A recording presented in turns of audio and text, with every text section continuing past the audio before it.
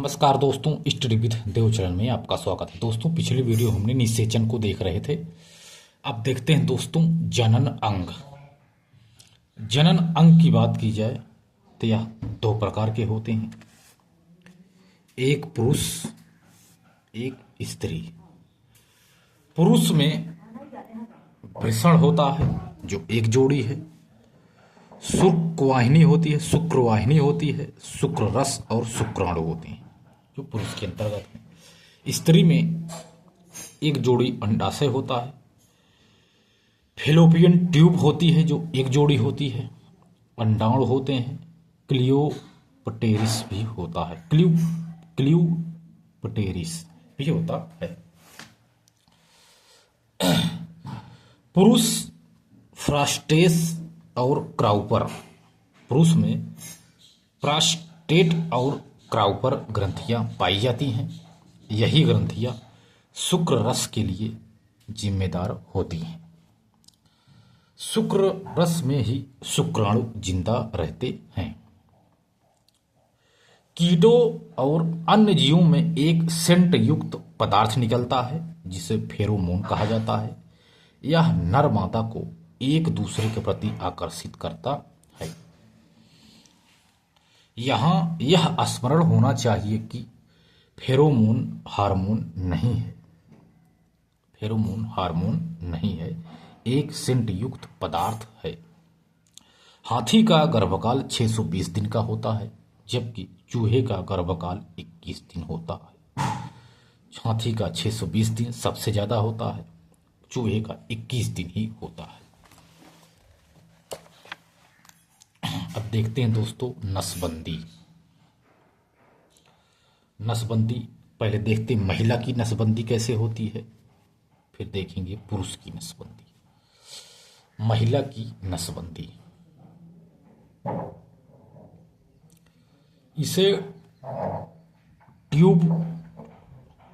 ट्यूबटोमी कहा जाता है। ट्यूबटोमी कहा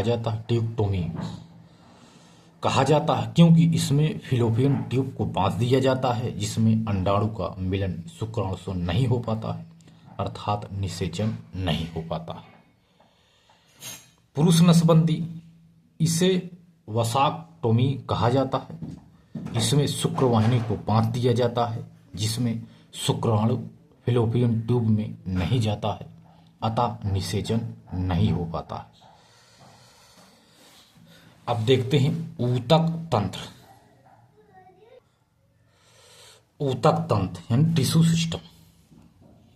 कोशिकाओं के समूह को ऊतक कहा जाता है। ऊतक निम्नलिखित प्रकार के होते हैं। कोशिकाओं के समूह को ऊतक कहा जाता है।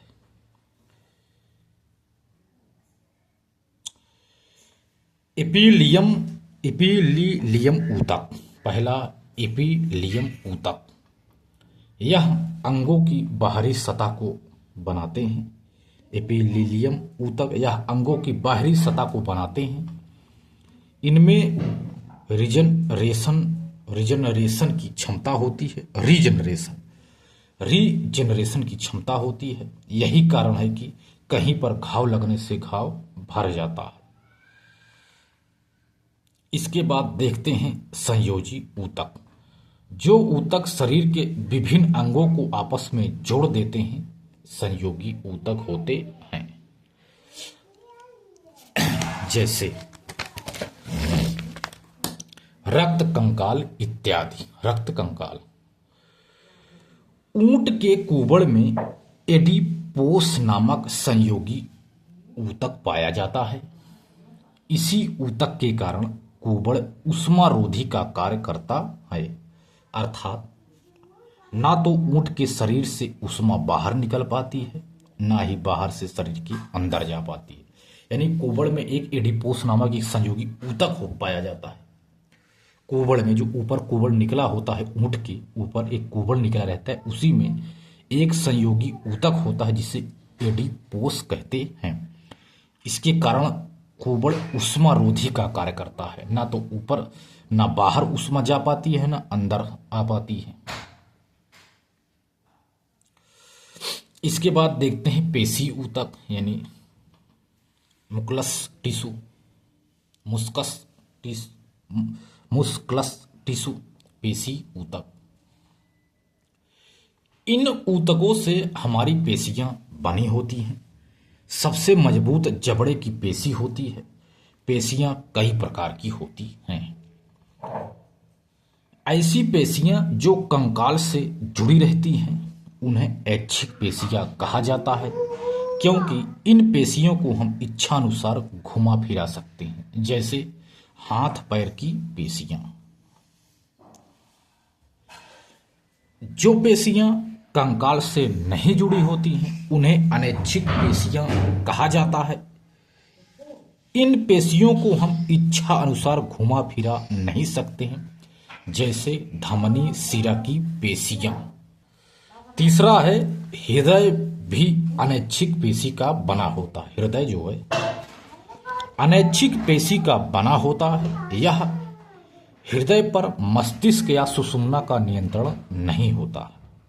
अतः हृदय पर मस्तिष्क या सुषुम्ना का नियंत्रण नहीं होता है।